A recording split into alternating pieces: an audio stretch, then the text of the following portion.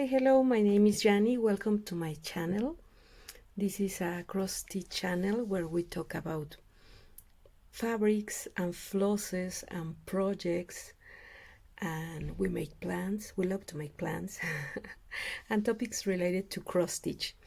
If it's your first time here in my channel, welcome. So glad you come and visit. And if you are already a stitchy friend, welcome again. I'm so happy to see you here again. And this month of December is going to be so exciting because I have the purpose, the wish for next year to not start anything new. So I don't know how that will work with me, because you know me, I love to start new things, but we'll see. And because of that, on December I want to start a few projects, so that way I can be having more whips to work next year, and I perhaps don't need I won't have the need to start so many things. So we'll see what happens. And one of the projects that I'm really excited to start or to work next year is this beautiful sampler by Bed Twist from Heartstring Samplery. It's called His Eye is on the Sparrow. It's a design, it's a sampler from 2014. So yeah, it's a classic sampler, and it's huge.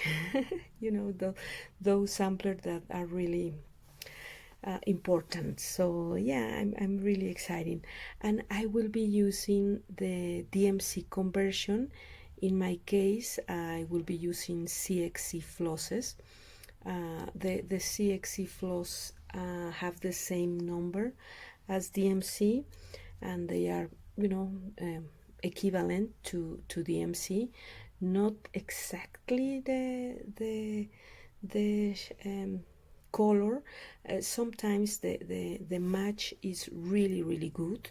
You can tell the difference between one DMC and one CXC in regarding the color, but sometimes the colors are a little different. So yeah, if you are going to use CXC, you can work at the same time with DMC, and try to find the better option for your project.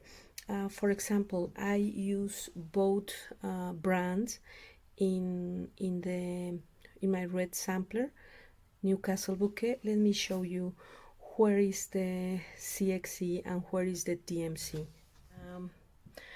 I use CXC for most of the project, these beautiful reds and everything, and I use DMC in the green leaves and the darker brown here, this gray brown.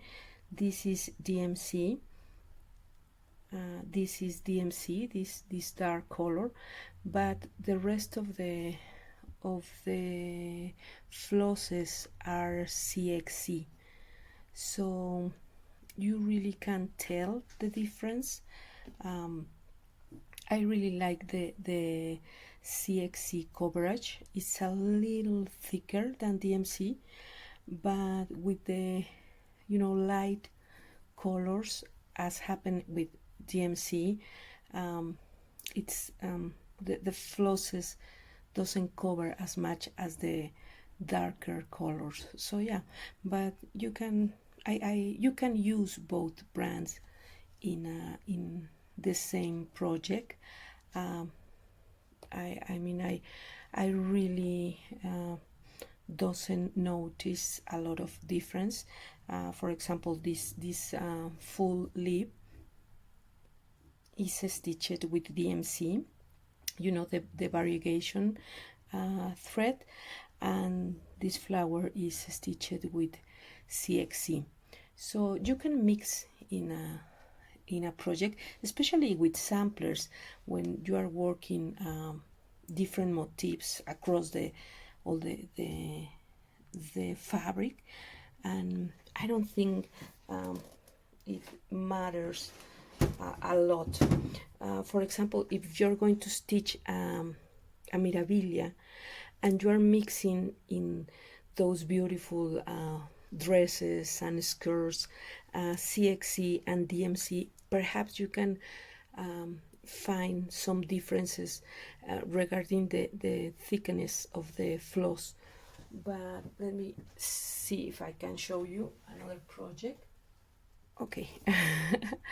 I'm avoiding the reflection, but this is a Nora Corbett, and it's stitched with CXC. I didn't mix you know, the DMC. I just used I used the CXC flosses, and because the fabric is 36, it's a really high count for a Nora or a Mirabilia. So yeah, I found a quite interesting experience to stitch a Mirabilia, or in this case a Nora Corbett, with CXC, but they look so pretty. And here you can see the differences in the colors, because I just use CXC, and if you see the model, it's different. So yeah, the difference are very subtle, but they are there, so be careful of that. So back to our project. I will use only CXC, and another differences with the floss is these are more soft and more shiny, more like silky. So yeah, it's another thing that you notice immediately with these flosses. And these are polyester flosses, so the cotton flosses are a little drier and not as shiny as this one. But I mean, they are different materials, and my advice is, if you have the chance to work with this, you know, just to know the experience. So yeah, so we have to start this project, because you know, all the new starts are not going to start by themselves. So I have already my flosses, but I haven't cut, you know, the edges. So I will start with this color. This is Oscar, and the color in DMC is 3011. So this is a beautiful green, and it's going to be used in the border, in all these huge borders. So, and I already have two skins of Oscar, or my 3011, and two skin of my 355, which is this one, I guess. Let me check. Yeah, this one, because this color is going to be for the flowers.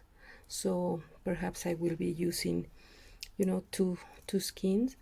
And this is Country Redwood, and I like to put the symbols in my thread